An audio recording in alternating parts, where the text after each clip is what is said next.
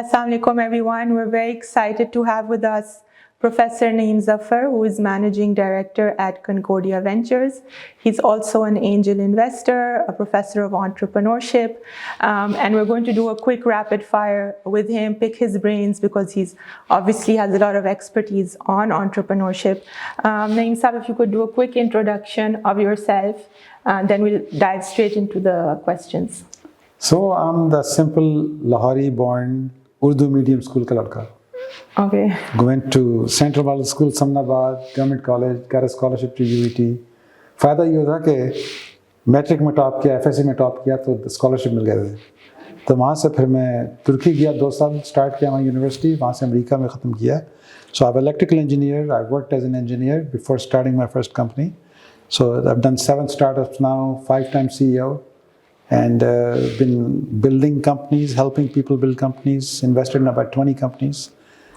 And yeah. That's amazing. So, of course, you work with Pakistani founders, American founders as well. But because we're based in Pakistan, in Lahore, we're curious to know what are some sort of top advices you can give to Pakistani founders on areas they should focus on, strategies they should focus on, especially as young founders, which are common in our ecosystem. So the advice is the same to all founders, whether Pakistani or American or European, which is, so then let's break into 2 answers. Okay. One is the general advice for all entrepreneurs, and what's about Pakistani entrepreneurs. So all entrepreneurs is find a real unmet need.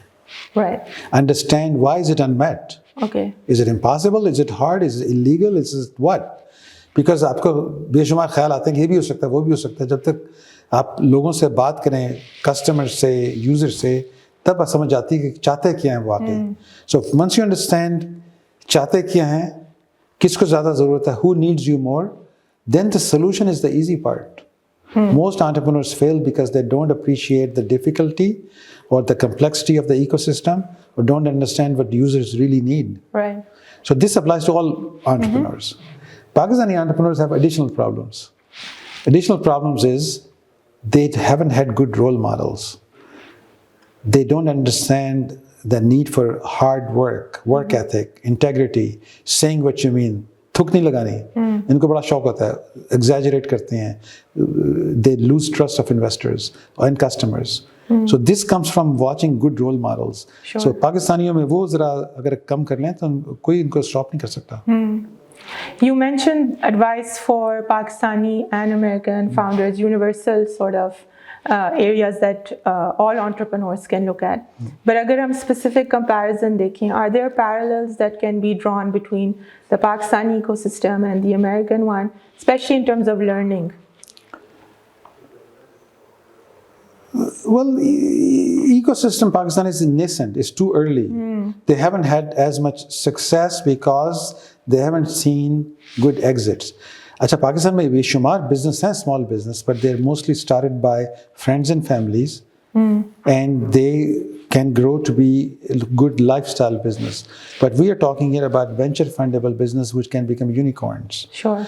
Those businesses have to be global, have to solve a much bigger problem. They need a lot of capital to build those companies. So Pakistan में, because we haven't had exits, we haven't been able to attract as much capital. Sure. Aahista Aahista पिछले 10 साल में change हुआ है. पिछले 3 साल में बहुत भी चेंज हुआ है. I mean, Airlift was a good example when we were able to raise a lot of money from American investors. But that taught us many lessons. So there are many companies which are coming out in next 2, 3, 4 years. You'll see many more examples. It's about educating the people, showing them role models and example, and giving them encouragement to think big. Right. So these are the things, if you can do, there's no stopping Pakistani entrepreneurs. Right. And if we look at it from an investment perspective, we've been lucky to have you as an investor trainer as well. And we at LCE are also focusing on building the ecosystem from the investment perspective. So what are some advices you can give to people who are willing to act as angel investors? What can they look at when they're looking at their next investment? Because you spoke about investment in Pakistan being very safe, very traditional. You know, people are either investing in real estate or assets like gold. So what is it that people can really sort of change in their approach to look at startups as a feasible investment? So angel investment, which is rich people investing some of their investable portfolio into startup, is done worldwide. You have to teach people the method. What should they expect? Why do they invest? It's very common to invest and share a portion of the profit. But buying equity, buying ownership, which can turn into big, huge exits, that requires exits, which we haven't had as many exits in Pakistan as we want to see. So it has been hard. But as an angel investor, I tell people, if you're investing purely to make money, this will be a difficult journey. You should invest for 3 reasons. One is, yes, you want to learn about latest trends and technologies which are shaping the world, and being an investor gives you front row seat. Number 2, you're going to meet some of the hardworking, smartest people in the world trying to create new solutions. That, to me, is very rewarding and worthwhile. And number 3, if you get lucky, you may even make some money. Yeah. But that's your first reason, then you may be mostly disappointed. I do a lot of angel investment because it gives me close to some very interesting people. I learn about technologies. And yes, I have made money as an angel investor. So all 3 have to come together. It's not one reason.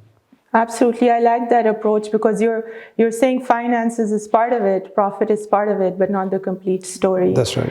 And if we look at it sort of at an international perspective, you travel between Pakistan and America a lot. You work with the expat community, Pakistani American community in Silicon Valley as well. What are areas in which you think we can work on to strengthen that sort of exchange between Pakistani investors, Pakistani American investors in the States, and the local ecosystem here? Are there sort of particular action items we can look at to build that sort of relationship further? Yeah, absolutely. I think the biggest missing thing has been a proper platform. Okay. A lot of Pakistanis I meet overseas, in UK and US, they want to give back. They don't know how. Yes.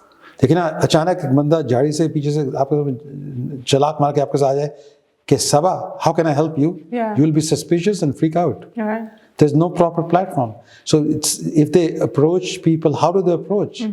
But this is why I think LUM's center is a good platform. It has some reputation. It's trusted. Right. So what LUMS should do, and properly, hopefully will do someday, provide that platform, approach systematically all the alumni. They say, whenever you come to Pakistan to visit, all we're asking is 1 day of your time. Right. Just give a workshop, give a seminar. So you recognize people who gave more. Every year you publish a list. This person gave 17 hours of their time. This person gave 4 hours of their time. So if you start doing that, people will have an incentive to come back and donate their time. It's all about showing example, educating people. Right. Not hard to do. Nobody has done it. Yeah. I mean, we're trying to work on it, and inshallah we'll keep at it. And in terms of trends, are there 2 or 3 sectors where you can say, okay, investment is really flowing within these industries? Or is it very diverse? Is there a pattern that can be recognized? There are patterns. I mean, but the thing is, right now we're going through one of the most fundamental transformation of business worldwide. What was in 1995, internet was shaping how business was done. Right. People were asking, is it a fad? What is internet? How do I use internet? Today, AI is playing the same role. Just like internet affected every single industry, every single industry, AI is doing the same thing. And let me make one statement which may surprise you. AI is underhyped. It's bigger tsunami than you possibly recognize. It's going to fundamentally change the way we live and work. Right. People haven't fully grasped it. They're still trying to distance themselves. This is a great leveling of the playing field I've ever seen. Pakistan has a great opportunity to jump on AI, start learning how to use it, AI agents, and transform the companies not locally, but worldwide. This could be a huge leap forward for Pakistani entrepreneurs. And any concluding thoughts, because you, like I said, you come to Pakistan frequently, you're very well sort of integrated in both ecosystems. Any parting advice before your next visit? What would you like to see between now and possibly next year when you're back?